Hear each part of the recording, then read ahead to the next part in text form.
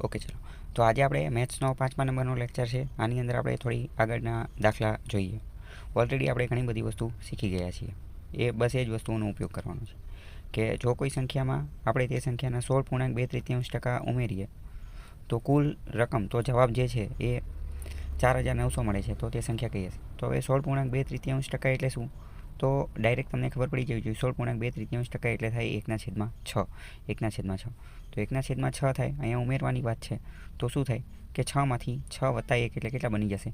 7 બની જશે.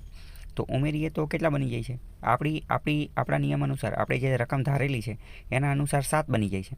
પણ હકીકતમાં રકમ પ્રમાણે કેટલા બને છે? 4949. તો 7ની સામે કેટલા લખવા પડે સરખામણી માટે? 4900. 7ની સામે કેટલા લખવા પડે?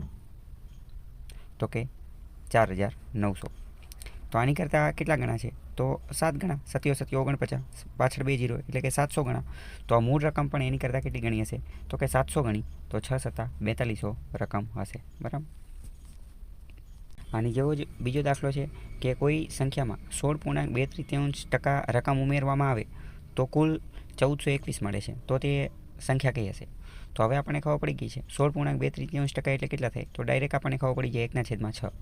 ઉમેરવાની વાત છે તો 6 + 1 બરાબર 7 બની જશે. 6 + 1 બરાબર કેટલા બની જશે? 7.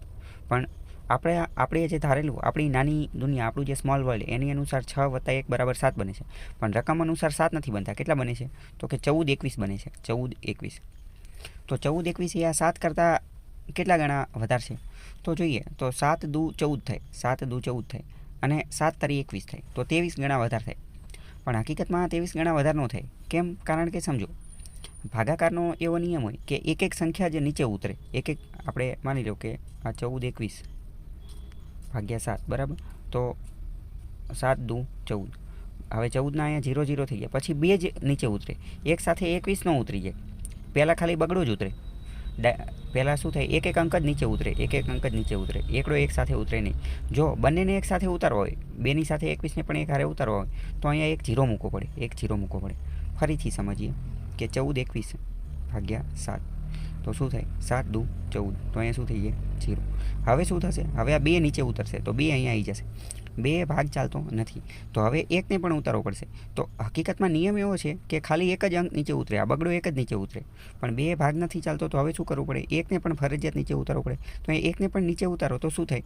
અહીંયા 0 મૂકવો પડે. એ કરે એટલે કે ઇન શોર્ટ સમજો ને કે જ્યારે એક સાથે 2 અંકનો હિસાબ કરવાનો હોય, જ્યારે એક સાથે 2 અંક નીચે ઉતારીએ, તો અહીંયા 0 મૂકવો પડે. અહીંયા શું કરવું પડે? 0 મૂકવો પડે. તો સેમ આ જ વસ્તુ અહીંયા લાગુ પડશે. 16.2 એટલે કે 1/6. તો 6 + 1 બરાબર કેટલા થઈ જશે? 7. જ્યારે અહીંયા રકમ અનુસાર કેટલા છે? 1421. તો આની કરતાં કેટલા થાય? 7 × 2 = 14. 7 × 2 = 14. અને 7 × 3 = 21. પણ 21 આપણે એક હારે બગડો નથી લીધો. બંને અંક એક સાથે લીધા. એટલે વચ્ચે 0 અને 7 × 3 = 21. તો આની કરતાં 203 ગણા છે. તો આ રકમ પણ એની કરતાં કેટલી ગણી હશે? 203 ગણી. તો 203 ગણી આને પણ આપણે કઈ રીતે કરશું? તો કે 6 × 2 = 12 અને 6 × 3 = 18. આવી રીતની રકમ હશે. 12 18 જવાબ આવશે. 12 18 જવાબ જે છે આવશે. બરાબર. અહીંયા પણ જો આપણે 203નો ડાયરેક્ટ કઈ રીતે ગુણાકાર કરી નાખ્યો? તો 6 × 2 = 12 અને 6 × 3 = 18. ડાયરેક્ટ જ આપણે ગુણાકાર કરી નાખ્યો. કેમ? કારણ કે ભાગાકારની અંદર એ વસ્તુ લાગુ પડતી હતી એટલે. તો આ ટ્રીક પણ આપણે સમજવાની છે. ચાલો, આની જેવો બીજો દાખલો છે. અહીંયા રકમ દેખાતી નથી, 14 પૂર્ણાંક. પણ હવે તમને ખ્યાલ આવી જોઈએ કે કઈ હશે? તો ઓબ્વિયસ છે 14.1 જોઈએ. કારણ કે આપણે એનું જ શીખેલા છીએ. 14.1 છે. એ જે દેખાતું નથી એ 14.1. જેટલી રકમ ઘટાડીએ તો રકમ 1224 મળે છે. તો તે સંખ્યા કઈ હશે? તો 14.1 એટલે કેટલા થાય? તો કે 1/7.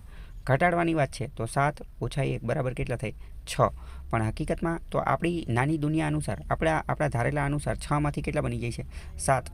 પણ રકમ અનુસાર કેટલા બની જાય છે? તો કે રકમ અનુસાર બની જાય છે 1224. તો કે 6 × 2 = 12 અને 6 × 4 = 24. પણ એક સાથે 2નો હિસાબ કર્યો એટલે વચ્ચે 0 મૂકવો પડે. તો આની કરતાં કેટલા? 204 ગણા છે. તો આ પણ આની કરતાં કેટલા? 204 ગણા હશે. તો આને પણ એવી જ રીતે 7 × 2 = 14 અને 7 × 4 = 28. આવી રીતે આપણે ડાયરેક્ટ 14 28 જવાબ આવશે. અહીંયા જોયું આપણે ડાયરેક્ટ ગુણાકાર પણ કરી નાખ્યો. આગળ છે કે 32 64માં 12.5% ઉમેરીએ તો શું જવાબ આવે? તો હવે તમને ખબર પડી જોઈએ 12.5% એટલે શું? તો કે 12.5% એટલે 1/8. 1/8. અહીંયા ઉમેરવાની વાત છે તો શું થશે? 8 + 1 = 9. હવે જો અહીંયા 32 64માં ઉમેરવાના છે 32 64. તો હવે તમે અહીંયા જો કન્ફ્યુઝન થાય કે 32 64 8 સાથે સરખાવવાના કે 9 સાથે, તો ધ્યાનપૂર્વક જોઈએ તો શું છે કે 32 64માં ઉમેરવામાં છે. 32 64માં મતલબ 8 સાથે સરખાવવા પડશે. 32 64માં તો આપણે અહીંયા 8માં ઉમેર્યા તો 8ની નીચે 32 64 આવશે. કેમ? કારણ કે 32 64માં ઉમેરવાના છે, જ્યારે આમાં આપણે 8માં ઉમેર્યા હતા એટલે 8 સાથે સરખાવવાના.